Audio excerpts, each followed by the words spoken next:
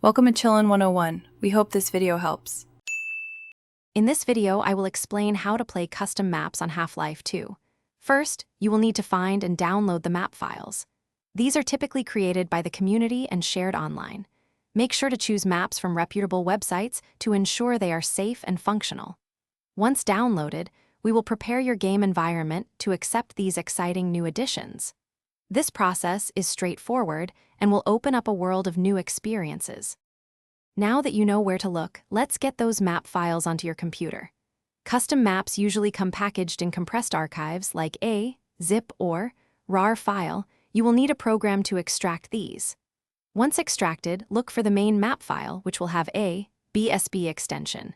Sometimes there are additional files for custom textures or models, and we will handle those too. With your map files extracted, it is time to place them in the correct location within your Half-Life 2 installation.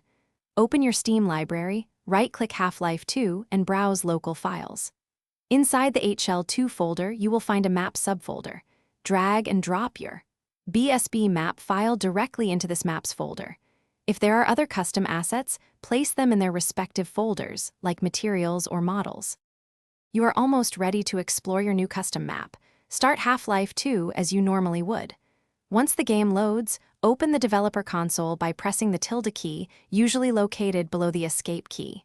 In the console, type map followed by a space and the exact name of your BSB map file, then press enter. The game will then load your custom map, ready for you to enjoy. Thanks for watching. Consider subscribing if we helped you.